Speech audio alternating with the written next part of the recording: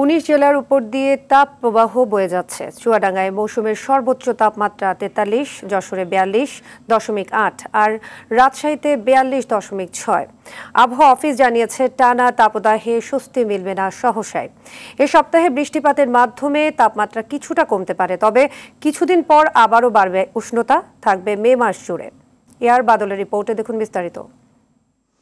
6000 mAh ব্যাটারির one and only power master NextG N73।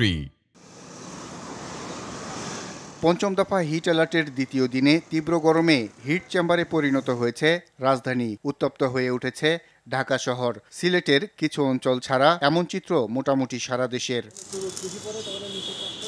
বৈশাখের তপ্ত দুপুরে যখন সূর্য মাথার উপর আগুন ছড়াচ্ছে, তখনও তীব্র রোদ উপেক্ষা করে কাজ করছেন নির্মাণ শ্রমিকরা। মোহাম্মদপুরের এই এলাকার মতো এ অবস্থা রাজধানী জুড়েই। গরমে খুব প্রচুর কষ্ট, কাজ না করলে তো ভাত জুটবে না আমাদের। ওদের খুব প্রেশার পড়তেছে, ওদের মাথা ঘুরায় আর স্যালাইন খাই, প্রচুর পানি খাই। এগুলো এই গরমে আমাদের কাজ করতে অনেক অসুবিধা হচ্ছে, শরীরে ক্লান্তি।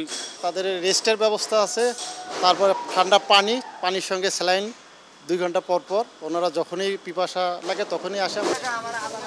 গাবতলী এলাকায় দেখা যায় পাথর, বালু ও কয়লা শ্রমিকরা কাজ করছেন রোদে পুড়ে। তারা জানান, সারাদিন এভাবে কাজ করতে গিয়ে অনেকে অসুস্থ হয়ে পড়ছেন, তবুও খাবার জোগাতে কাজ করতে হচ্ছে তাদের। গরমে অসুস্থ হয়ে না পড়লে জিরিয়ে নেওয়ারও সুযোগ নেই এসব শ্রমজীবী মানুষের।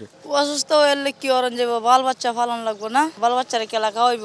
সন্ধ্যা পর্যন্ত কাজ করি, হাইস্টে 500 বা 600 পর্যন্ত যায় না। গরমে লেগে কাজ করতে পারি না, একবারে না। রোদের মধ্যে থাকলে আমাকে মাথা ধরে, বমি বমি বাবা হে, জন্টিসের বাবা, তারা কি আয় এই রোদে থাকলে যে কামের চাপ, সিঁড়িতে অনেক কষ্ট হয় আমার করতে। এদিকে অতি গরমে ক্ষতিগ্রস্ত হচ্ছে আম, লিচু সহ নানা ফসল। অব্যাহত তাপদাহে স্বস্তি নেই চুয়াডাঙ্গায়। বাতাসে আর্দ্রতার পরিমাণ বেশি থাকায় ব্যবসা গরমে বিপর্যস্ত হচ্ছে জনজীবন।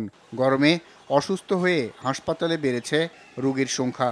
মেহেরপুরে গরম ও বৃষ্টি না হওয়ায় ক্ষেতের ফসল নষ্ট হওয়া নিয়ে দুশ্চিন্তায় কৃষকরা।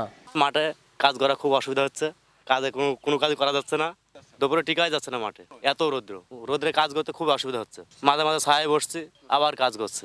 চলতি সপ্তাহে বৃষ্টির পর কিছুটা কমবে তাপমাত্রা। বিদ্যমান তাপপ্রবাহ 1 মে 2024 সাল পর্যন্ত অব্যাহত থাকবে। 2 তারিখের পর বৃষ্টিপাত বৃদ্ধি পাবে এবং এই বৃষ্টিপাতটা 4 থেকে 5 দিন বিচ্ছিন্নভাবে অব্যাহত থাকতে পারে। তবে এ আর বাদল, RTV, ঢাকা।